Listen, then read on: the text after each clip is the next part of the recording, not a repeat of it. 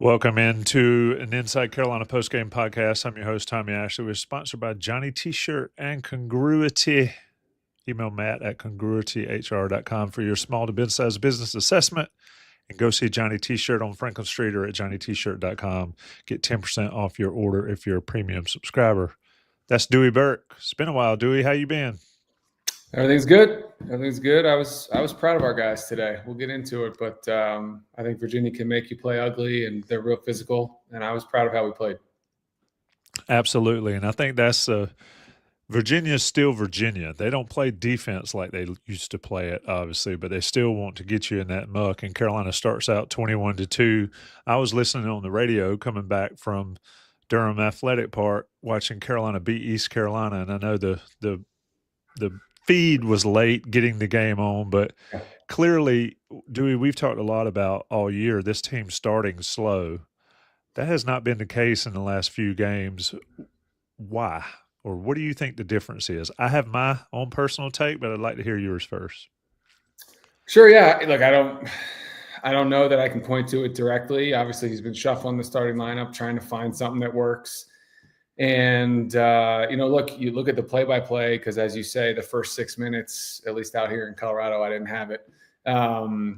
We got the ball inside, a bunch of buckets by Lubin, and then you see RJ make a jumper and Withers make a jumper. RJ gets to the free throw line.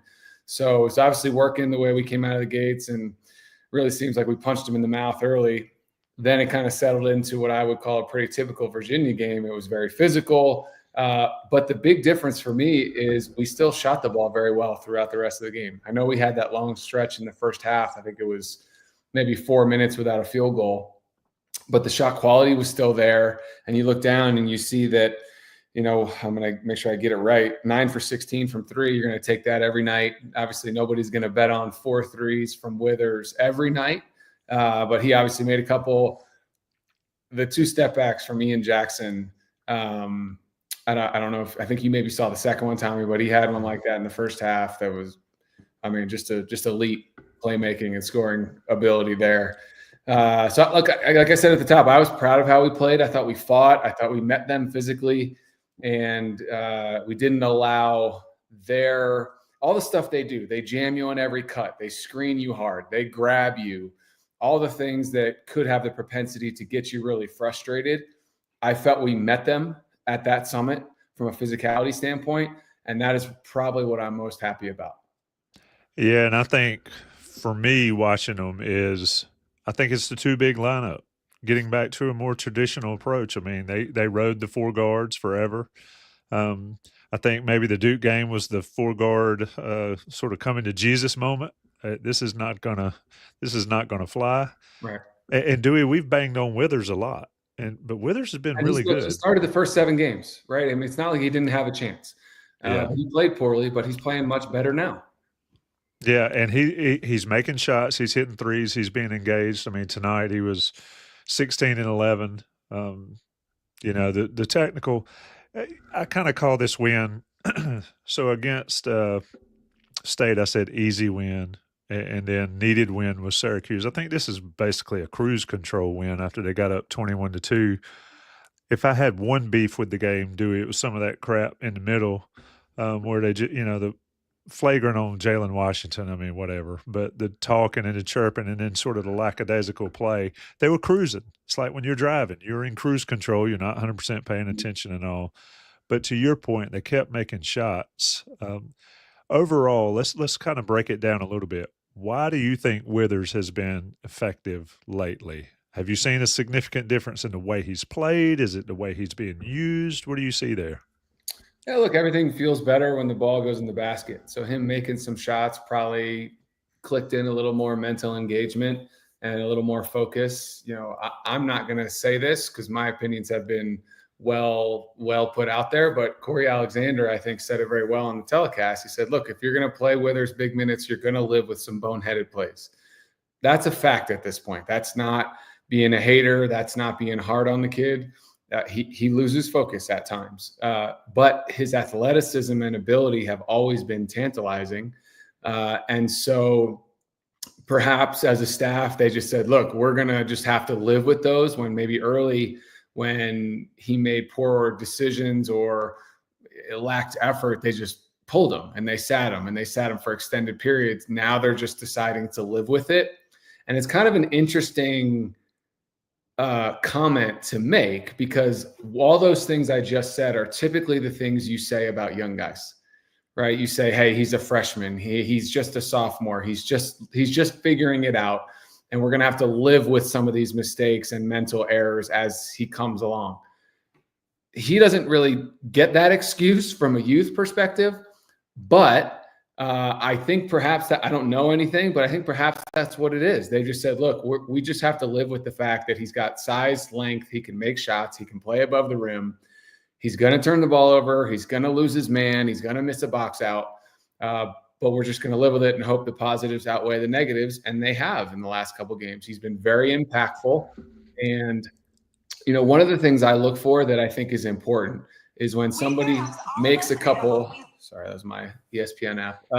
When a team makes a good play, I like to look at the other guys and see how they react. And his teammates are happy for him when he makes a good play. And that means that they think he's a good teammate. And that matters, right? If he was making these plays, all of a sudden he's playing a lot more minutes and better in the last couple of games than he has in a while, and nobody was really into it for him, that would tell me something. But they are. And so he, to me, and I don't know anything, but he probably has been a good teammate even through this period when he's been sitting a lot. And so I give him credit for that, because he probably could have pouted and moped and kicked rocks, but it would appear that he hasn't, and now he's getting an opportunity. Indeed, Withers tonight, 16 and 11, 5 of 8 from the field, 4 of 6 from three. You can't ask for more from a guy. To your point, he doesn't get a pass as a young guy. He's played college basketball for many, many years, but he's finally, whatever you want to call it, he's figured it out, and I think it makes Carolina look a lot better. Somebody in the chat said, and yes, I understand, Carolina hasn't played great teams yet. They won't play a great team until they play Duke again. That's the nature of the ACC, but the problem is they haven't always beaten bad teams either, and they're actually doing that and doing it handily against Virginia, 81-66. Dewey, one guy that has been an interesting take, and we've talked about him a lot too, and you think you know where I'm going, and that's Elliot Cadeau. He played 8 minutes in the first half. I was listening on the radio, which I love listening to sports on the radio, by the way. I'm old school, but he sat for 8 minutes. He didn't have foul trouble. I expected he had a ton of turnovers. He only had 2 for the game. It feels to me like Hubert's not really, quote unquote, living with those mistakes as much as he has in the past with Elliott. And in turn, Carolina's played better at times without him on the floor. Yeah, look, I've been as hard on Elliott as anyone, and I think rightfully so. And I want to make clear the reason I've been so tough on him is because of my expectation level for him, because of the ability he does show in flashes, his vision, his speed, his ability to finish at the rim. He has absolute gifts. And so when he is careless and gets in foul trouble and makes plays mentally that are not befitting of what your floor general should be making, I struggle not to criticize him. And so I took a ton of flack on the message boards for being really hard on him, but I think it's been warranted. They showed a stat that the last 6 games, I think he had 31 assists and 26 turnovers. That is not good enough. And so I think you're right. I think the staff has maybe had a little bit quicker hook with him and given the ball to RJ a little bit more. I don't know that that's the direct reason that we've played a little bit better, because we just talked all about Withers getting more minutes as potentially the reason. So is it the combination of all of it? Yeah, probably. But look, in no way am I or would anyone be giving up on Elliot Cadeau. Our ceiling is so much higher with him playing great, but he needs to play better. Otherwise, it appears he's going to sit down for longer stretches, and it's not just because of foul trouble. And credit him. He could have sat up there and pouted like we talked about with Withers earlier. He didn't. He came in. He had 6 assists on just 2 turnovers. You take that every day from your point guard, especially given the stat you talked about. I mean, the turnovers and the fouls have been unbelievable by him. But, hey, it's a good game today for Elliott, even though he scored only 2 points. We could talk all in all about every nuance of the game and all that, but somebody that needs to play better for me watching, and I want your take, and this is probably going to flame show, is RJ Davis is 3 for 14.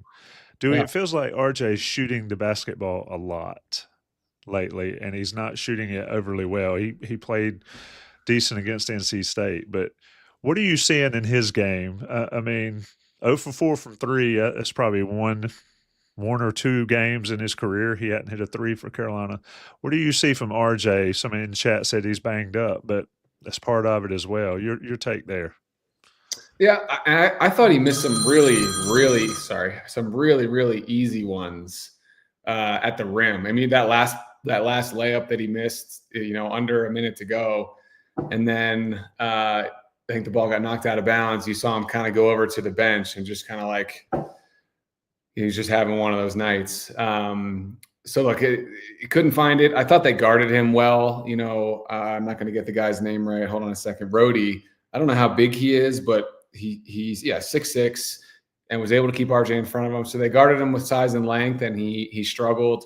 All 4 of those threes that he took, or 3 of the threes he took, were highly contested. He had one that was a reasonable look that he could have made. So, he didn't. That ring is like the old kitchen phone ring. That's literally what it's called, Sean. It's called the old kitchen phone ring. It reminds me of my grandparents' house. So look, I'm hopeful that he snaps out of it, but you also have to give credence to the fact that he is being asked to run the point more minutes than he was 5-6 games ago. So there's give and take there, but he can be better. We all know he can be better. But he missed a lot in the paint. I can see somebody saying RJ has a lot of one of those nights. Look, it's no secret he hasn't shot the ball as well this season as he did last year. But he also has nowhere near the weapons around him that he did last year. So, and look, he's never been, especially at his size, he's never been an elite speed blow by you type of player, right? He's crafty. He gets in his bag when he gets off of screens and gets an advantage. He's not going to break you down real well one-on-one. So the shots have to kind of be created for him in the flow.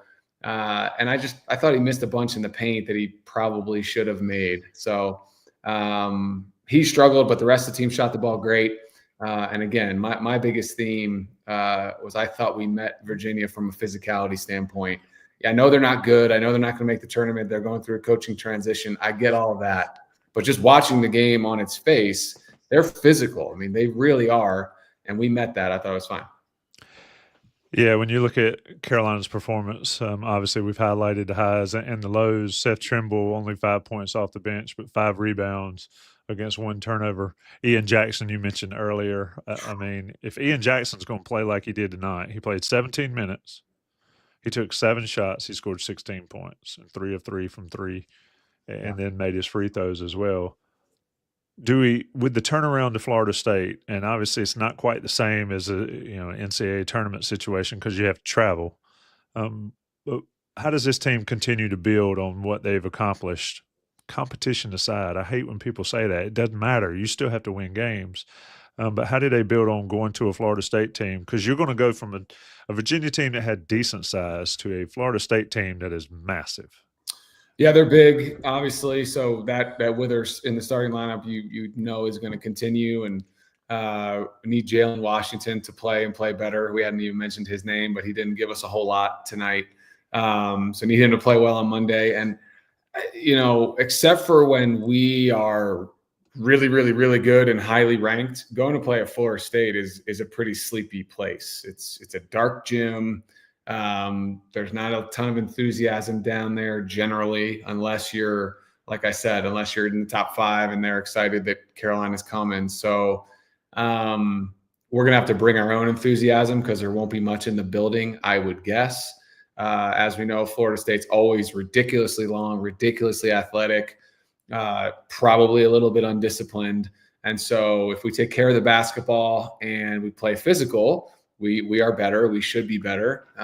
We got to put the ball in the basket. So hopefully the shooting continues and the toughness continues, but we're going to have to play big. We need a lot out of Lubin, Washington, and Withers. And then hopefully RJ snaps out of it and shoots the ball well. And one guy we can't get out of here, and I was going to get out of here, but we got to talk about Drake Powell. I mean, he Yeah. obviously had a big dunk, and he's really come along. A lot of people talk about roles. We've talked about, do players know their roles? Are they figuring their roles out? I feel like Drake Powell, Dewey, has sort of finally mastered his role. Maybe is that fair on this team? I mean, he doesn't score a ton. He had 11 tonight on 4 of 6 shooting. Hit a couple threes. There was a time where you didn't really want to see him cut those threes loose early in the year, but now it's a pretty shot. It looks just sort of speak to a freshman like that. Ian Jackson obviously is the flashy freshman. Drake Powell just seems to do whatever's necessary. And then if he can pop with a highlight play once in a while, it opens your eyes a little bit. But just talk about that freshman dynamic. Yeah, a lot of intangibles, right? Gets his hand on a loose ball, goes down the paint with a rim rocking two-handed dunk, hits a three. They highlighted a good stop he got at the end of the first half where he really moved his feet well, doing lots of little things. Obviously, I agree with what they're saying in the chat. It helps that he's playing the three. What I like the most is you look down, you go back basically the last month, go back to the Boston College game in terms of his minutes. 27, 24, 22, 29, 26, 25, 29, 32. So he settled into knowing that, hey, I'm playing 25 to 30 minutes a night, starting or not, should be starting, but starting or not. He knows that he's going to be getting a ton of minutes. He doesn't have to look over his shoulder. Whereas if you look, prior to that, there's a 17-minute game, there's a 21, and then, way back earlier, 13 minutes against Florida, 15 minutes against Georgia Tech. So he's playing consistent minutes. He seems more comfortable to me. And, look, we're better when Powell and Jackson are on the floor, right? They give us explosiveness. They give us some length. And I think they're both, playing like very, very good freshmen. You're not going to play good every game as a freshman, but they're playing like highly recruited 5-star players most of the time. And so, boy, we need it now more than ever. So hopefully they keep it up. Yep, indeed. Drake Powell, like Colin said in the chat, and you agreed with, is playing his natural position. There's something to be said, not having to guard people significantly bigger than you and being banged on all game and being able to get out and run. Powell and Jackson have been able to do that. Carolina wins 81-66. Anything left, Dewey? I think we've wrapped this one up pretty good. Carolina's got Florida State on Monday, a quick turnaround down there. Love Leonard Hamilton. He waited a year too long to get out because Florida State hasn't been good this year. But anything left before we wrap this one up? Look, no margin for error, right? They got to play great every night. Got to take care of these next couple and then see what happens when Duke comes to town. Got to win them all. Obviously, State did us a favor today with beating Wake. That only helps. But we've put ourselves in this position, and so they need to play the way they played tonight, irrespective of the opponent. They need to shoot it. They need to rebound it. They need to be very physical. And I love that we started the game getting the ball inside. So we can beat everybody left on our schedule, but we got to play great to do it. Yep, Carolina's got Florida State. Carolina continues to ride the bubble, maybe on the underside of the bubble, but if they can win all the way up to the Duke game, they got a chance, folks. That's Dewey Burke. I'm Tommy Ashley. Shout out to Johnny T-Shirt and Congruity. Shout out to the almost 500 people that joined us. Stay tuned to Inside Carolina for a ton of coverage. Shooting it straight with Justin Jackson. John Bowman got the post game on Monday night. We'll be back in our regular spot next week, but just a ton of coverage at Inside Carolina. As always, thanks, Dewey.